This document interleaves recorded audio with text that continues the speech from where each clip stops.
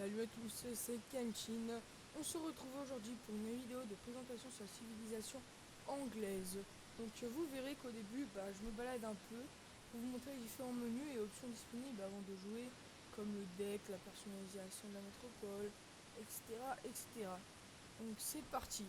Donc là je configure la partie comme map, je joue sur les grandes plaines. Bon, je trouve que c'est une map qui est assez bien, car il y a beaucoup de spots de ressources, donc le niveau difficile, pour ne pas vous montrer un gameplay où j'y galère à fond. Je pense que ça n'a pas beaucoup d'intérêt, petite description de la map et des équipements au début du jeu, toujours intéressant. Voilà, donc on va rentrer directement dans le vif des sujets. Donc les Anglais, leur spécialité, leurs atouts sont les manoirs, qui coûtent certes plus cher mais qui donnent un colon à la fin de leur construction, excusez. Donc c'est très utile notamment pour boomer. Donc boomer, qu'est-ce que c'est? Boomer en fait c'est le fait de rusher tout en ayant une grosse économie et des soldats.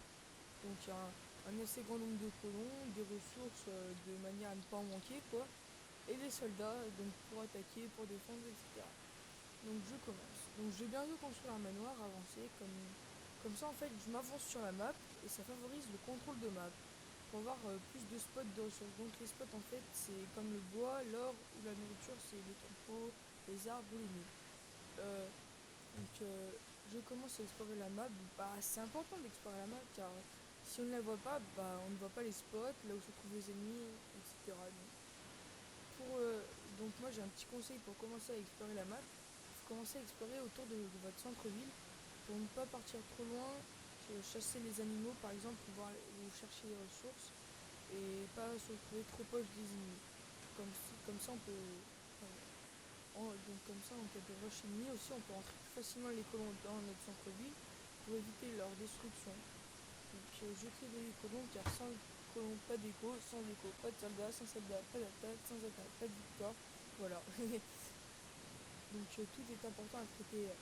Après pour conseils ou plus, vous pouvez toujours me demander dans les commentaires ou envoyer un message. Donc après vous verrez qu'au début c'est plus stratégique en fait. Donc il y a beaucoup moins d'action qu'en pleine partie. Bon, je laisse profiter du gameplay, j'y réfléchirai en cours quand j'aurai quelque chose à dire.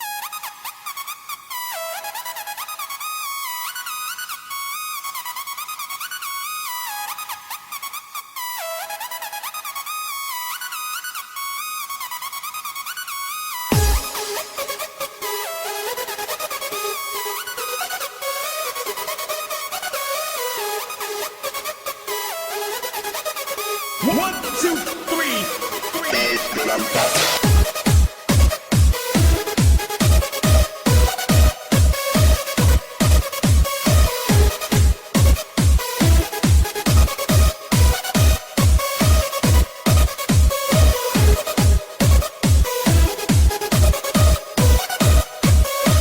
me a fat beat!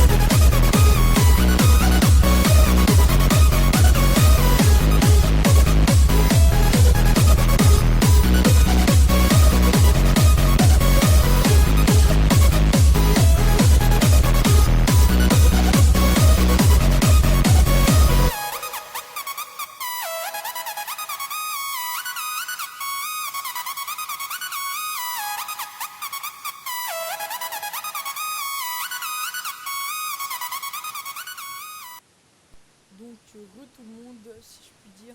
Donc maintenant je vais vous parler des soldats. Donc les soldats ne sont disponibles qu'à partir de l'âge 2. Donc en tout il y a 5 âges.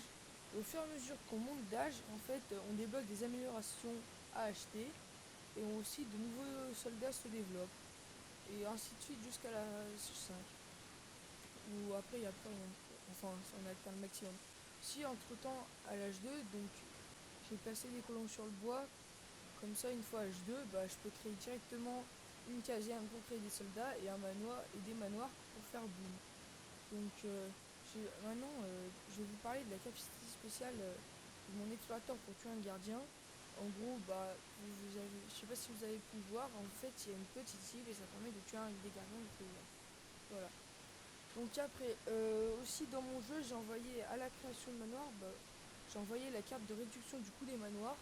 Donc au lieu de coûter 135, il coûte 88. Non, 93, excusez-moi. Donc c'est possible après de tenir une partie à 135 de bois. Mais bon, là je joue plus économe car lors d'un rush, là je boom, donc je fais un boom mousquetaire. Donc comme les mousques c'est or plus nourriture, donc le bois s'accumule.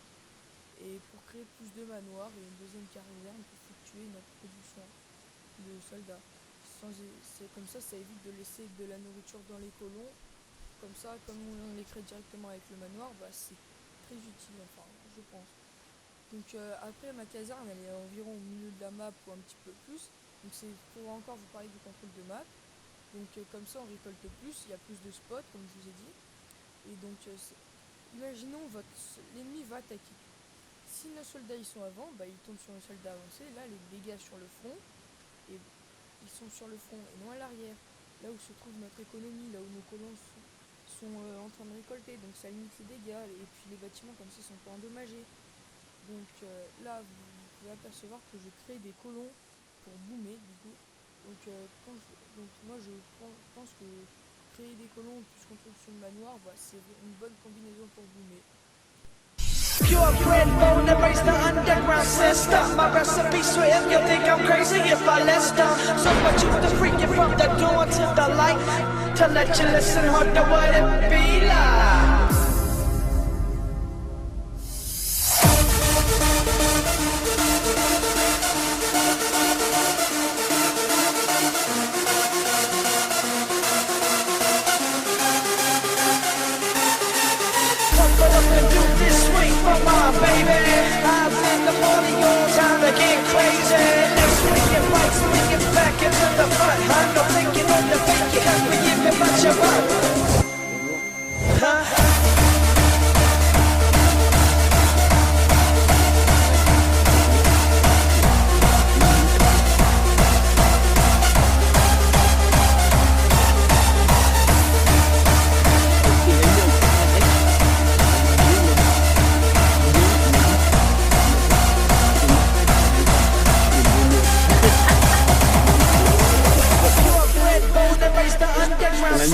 My recipe sweet, you think I'm crazy if I list them.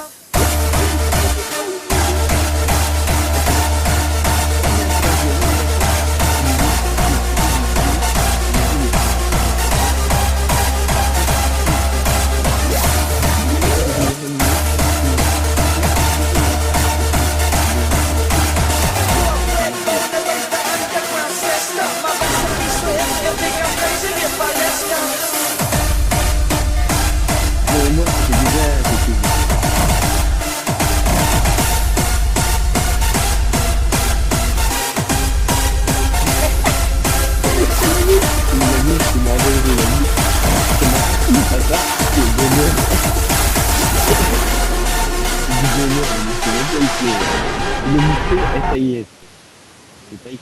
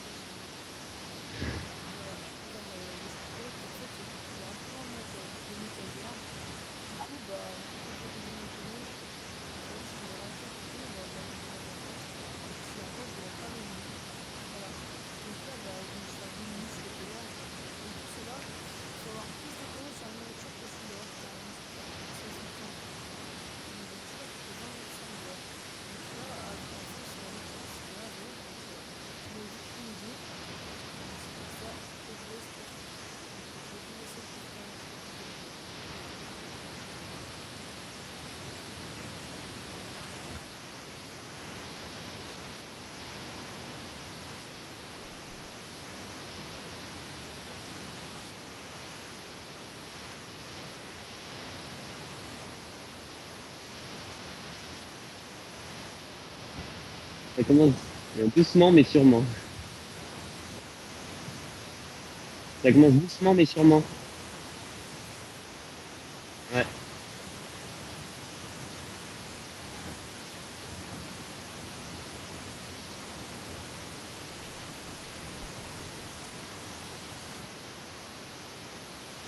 Tu vois, après, je suis déjà en tension. En fait, quand j'ai enregistré la vidéo, bah, le son il n'a pas marché. Du coup, j'ai pas compris pourquoi. C'est pour ça que j'ai fait un petit continue. Maintenant, j'espère que j'essaierai de faire mieux la prochaine fois. Donc là, on a encore enregistré sur sa vidéo d'expérimentation.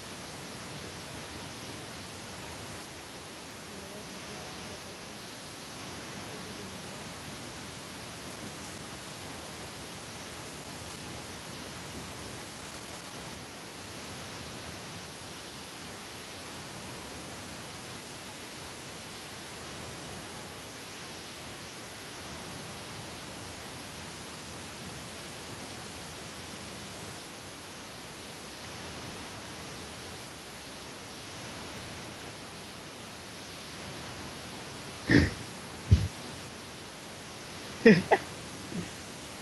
Mais en fait, comme au début, c'est pour ça que c'est pas très fort. Ouais. Donc là, déjà, tu as une petite attaque jaune.